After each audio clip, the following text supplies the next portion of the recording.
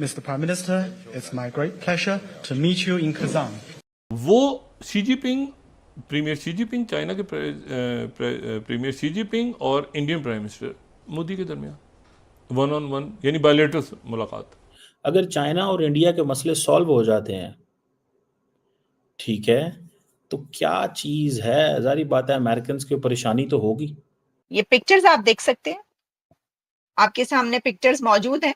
और इसको कैसे देखेगा वेस्ट, इसको वेस्ट कैसे देखेगा? गहरा राज्य है वो भारत के साथ पिछले कुछ समय से बिहेव कर रहा है।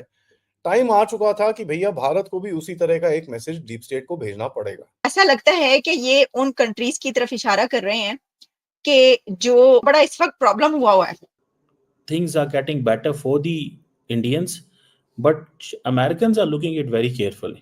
और उसके नतीजे में क्या ये 2020 में जो चाइना और इंडिया के दरमियान हुआ, जो आज उनकी तरफ से बात हुई है कि उसमें मामला तय पाकि हमारा इंडिया के साथ किसी भी फोरम के ऊपर हमारी कन्वर्सेशन नहीं होती। कि रशिया ने ये कहा है कि अगला इलेक्शन अमेरिका का दुनिया की शक्ल नहीं आगे की तय करेगा, ये ब्रिक्स की समिट तय करेगी। और अगर हम आर्मी पेट्रोलिंग की बात करें तो बिल्कुल आर्मी पेट्रोलिंग के ऊपर भी एग्रीमेंट हो चुका। बैक टू 2020 पेट्रोलिंग पे हम जा रहे हैं वापस। वो दुनिया को, वो लीडर्स को, सबको वहां पर ये बता रहे हैं कि ये देखो।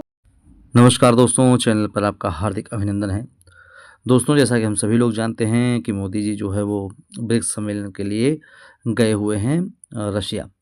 लेकिन दोस्तों, उससे पहले हमने देखा कि चाइना ने अपनी बॉर्डर से जो है वो फोर्सेस वापस ले ली 4 पॉइंट से, और पेट्रोलिंग वहाँ फिर से शुरू होने वाली है।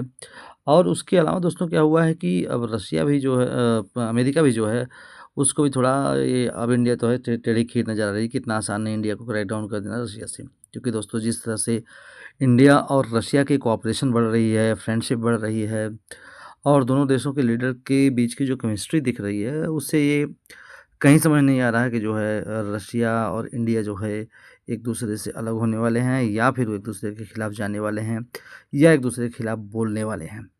और दोस्तों, ये रशिया यूक्रेन वार में इंडिया ने दिखा भी दिया कि वो अपनी दोस्त के लिए जो है किसी भी लेवल तक लड़ने के लिए तैयार है। तो दोस्तों, अब इस पर पाकिस्तानी मीडिया इंडिया की फॉरेन पॉलिसी पर रिएक्शन दे रहा है, उनके लोग इस पर रिएक्शन दे रहे हैं। आइए देखते हैं उनके लोगों का और उनके एक्सपर्ट्स का इसके बारे में क्या रिएक्शन है। में पीएम मोदी और प्रेसिडेंट शी डिनर के दौरान इकट्ठे हुए हैं। ये पिक्चर्स आप देख सकते हैं, आपके सामने पिक्चर्स मौजूद हैं। ये मैं आपको इस वक्त दिखाऊंगी कि ये हमें पिक्चर्स क्या बता रही है। देख रहे हैं ना आप प्रेसिडेंट पुतिन को बीच में, आप ये जो देख रहे हैं वो इशारा कर रहे हैं। ऐसा लगता है कि ये उन कंट्रीज की तरफ इशारा कर रहे हैं कि जो जिनको बड़ा इस वक्त प्रॉब्लम हुआ है। ठीक है, यानी ये है कि वो दिखा रहे हैं, वो दुनिया को, वो लीडर्स को, सबको वहां पर ये बता रहे हैं कि ये देखो, ये लोग हमें देख रहे हैं, हम इकट्ठे हैं। क्या ये इस तरह का कोई इंडिकेशन है? लेकिन ये तस्वीर बहुत इंटरेस्टिंग है जो मैं आपके सामने इस वक्त पेश कर रही हूँ। और एक तरफ जो है पुतिन के, एक तरफ आप देखिए कि पीएम मोदी मौजूद हैं, और दूसरी तरफ पुतिन के मौजूद हैं कौन? She, president Xi. और तो आप इससे अंदाजा कर सकते हैं कि वहां पर क्या हो रहा है। और ये देखिए, ये अब ये पीएम मोदी किसी तरफ इशारा कर रहे हैं, वो उनको कुछ दिखाने की कोशिश कर रहे हैं। तो लेकिन ये देखिए, हुआ ये कि जब डिनर हुआ तो ये तमाम लोग इकट्ठे थे, और इस डिनर में एक बहुत इंटरेस्टिंग, अब जो मैं आपको तस्वीर दिखाने लगी ना, बहुत इंटरेस्टिंग तस्वीर है, बहुत अच्छी। उसमें ये पता चलता है कि वहां पे क्या सिनेरियो था। ये देखिए, ये सर आप ये देख रहे हैं कि दरमियान में बैठे हैं प्रेसिडेंट पुतिन, उनके एक साइड पर हैं पीएम मोदी, और उनके दूसरी साइड पर हैं प्रेसिडेंट शी। तो उन्होंने भी भाई ठीक ठाक सेट करके जो है ना, वो सेटिंग रखी हुई थी कि इस तरह बैठना है। उन्होंने कहा कि एक तरफ मैं बिठाऊंगा मोदी को और एक तरफ मैं बिठाऊंगा शी को, और मैं दुनिया को ये बताऊंगा कि ये देखो, मैं इंडिया और चाइना को करीब ले आया हूं, मैं इंडिया और चाइना को साथ ले आया हूं। वैसे तो इंडिया और चाइना इस ब्रिक्स समिट में पीएम मोदी और प्रेसिडेंट शी के पहुंचने से पहले ही जो एक बहुत बड़ा ब्रेक थ्रू और एग्रीमेंट हुआ है, वो हम उस पर बात कर चुके हैं कि 2020 से पहले वाली सिचुएशन, और फिर जो पेट्रोलिंग है उसमें कमी, और एक बहुत जिसे कहते हैं कि एक रेजोल्यूशन है कॉन्फ्लिक्ट जो है उसका रेजोल्यूशन पेश किया गया है और इस पे काफी देर से ज़ाहिर है काम हो रहा होगा। होती चीजें ऐसी जब आपके सामने आती हैं तब पता चलता है, लेकिन ऑब्वियसली इसके लिए हुकूमतें, गवर्नमेंट्स काम कर रहे होते हैं। कि प्रीमियर शी जिनपिंग और इंडियन प्राइम मिनिस्टर मोदी के दरमियान 1-on-1 यानी बायलैटरल मुलाकात। जी। और वो जो मुलाकात है वो मुलाकात इसलिए इम्पॉर्टेंट है कि उससे पहले आज इंडियन फॉरेन जो सेक्रेटरी हैं उनकी तरफ से कहा गया कि जी जो LAC पे मामलात ख़राब थे वो बड़ी हद तक तय हो गए।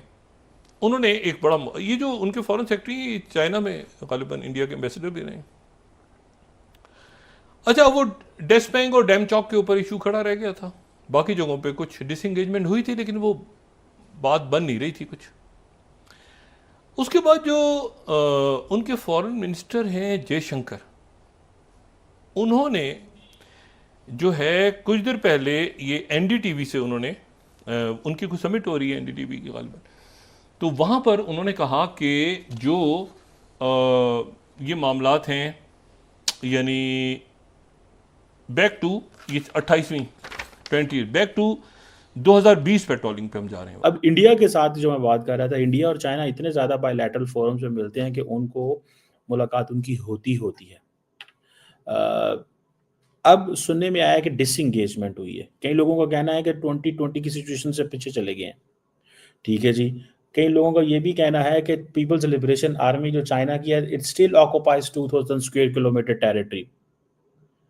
ठीक है जी। सो यही वजह है कि जो चाइनीज़ ने ये जो कुछ एरिया जो है वो किया, कंट्रोल इंडियंस का किया है, इसीलिए लद्दाख के अंदर जो है वो नए कैंप वगैरह बनाए गए हैं, कुछ चीज़ें बनाई गई हैं। एंड मुझे ऐसे लगता है कि ये जो जिसे कहते हैं ना, things are getting better for the Indians but Americans are looking it very carefully. अगर चाइना और इंडिया के मसले सॉल्व हो जाते हैं, ठीक है, तो क्या चीज़ है, ज़ाहिर बात है अमेरिकन्स की परेशानी तो होगी। दूसरी तरफ चाइनीज़ को ये बड़ी परेशानी है कि इंडिया जो क्वाड का मेंबर बना है, इस क्वाड का मेंबर बनने की वजह से चाइना इंडिया अमेरिकन्स की जो एक्सपेंशन है खित्ते के अंदर, ये चाइनीज़ को इस चीज़ से डर आता है। डर ये नहीं है कि चाइनीज़ लड़ नहीं सकते, डर ये है कि किसी तरीके से रोका जाए उन ममालिक को, या उनको कन्विंस किया जाए, उनको इंगेज किया जाए कि भैया ऐसी कोई बात नहीं, हम आपके साथ जो है हम कोई प्रॉब्लम क्रिएट करने नहीं जा रहे। ठीक है जी। 1962 में जो हालात ख़राब हुए। दोस्तों, पाकिस्तानियों को सुनकर हंसी आती है। कहाँ से आते हैं ऐसे लोग? ऐसा लगता है ये लोग हमारे गोले के नहीं हैं, किसी और गोले से आए हैं। कितने तेजस्वी हैं ये लोग। आप सभी हंसते रहिए और पाकिस्तानी कॉमेडी का मज़ा लेते रहिए, और चैनल को सब्सक्राइब करना और शेयर करना ना भूलें। धन्यवाद।